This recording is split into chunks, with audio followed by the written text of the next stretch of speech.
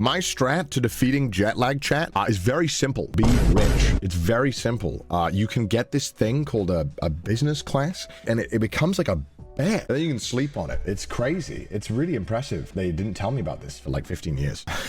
My old strat to sleeping on planes when I, you know, I had like no fucking money. I will just be honest with you, you know, like I don't want to sit here and be like, yeah, man, I can sleep in economy. Chat, I make more money than I should. And I spend it badly. The most of my money goes on the business class flights. So my old strat to sleeping on economy flights, when I used to do this, it's so fucking dumb. I used to go to American conventions, and I remember the 1 month specifically, I had an American convention every weekend for 1 month in a different state, but every single one I flew back to London for. And that's like a, you know, New York's like a what, an 8-hour flight? I can't remember how long it is. And my strat was to get a flight at like 6 a.m. in London, and I would stay up the night before and work all night.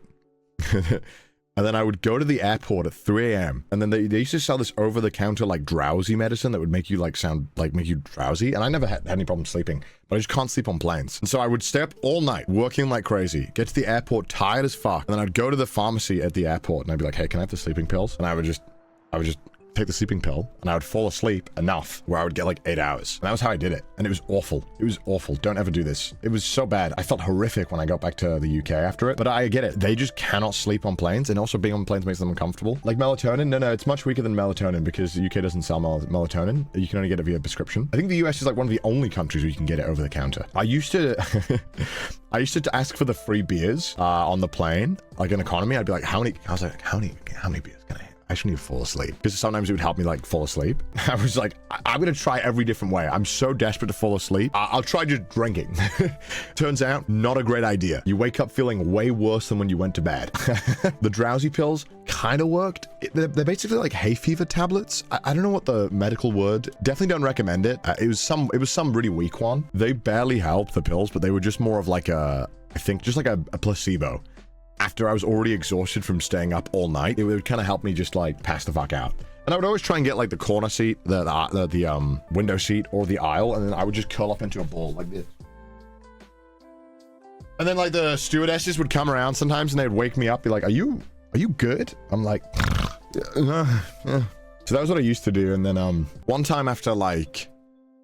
Because even though when I moved to Japan and my YouTube channel was doing great, I was making, pretty good money. Definitely way more than I should have been making, and more than anyone my age should be making. But I never bought business class flights. And then I think after Trash Taste kind of blew up, I was talking to the guys, and we were like, yeah, I'm gonna do it. I'm gonna try it. I want to give it a shot. And then I did it one time, and I was like, fuck, I shouldn't have done this. I can never go back to economy. This is so fucked how different it is to have a bed on a plane. It's fucked up. But that doesn't solve jet lag, right? Like, you still have to deal with the time zones. My personal strat, and I think this is the best way to handle jet lag, is to get a flight at the nighttime and sleep. It really depends where you're going, which time zone. But for America, going from Japan to America, if you get like the 9 p.m. flight, right? You get on the plane, it takes like an hour to get off, you get like a water, whatever. It's like 10 p.m. You watch a few things, you sleep. If you're lucky, you roll that dice, you get 8 hours. Boom, you land in LA. It's like 1 p.m. You've slept 8 hours. Yeah, you might stay up a little later than you wanted to, but you're probably still tired from traveling. So then you end up like kind of just immediately fixing your time zone, and you're like, this is great.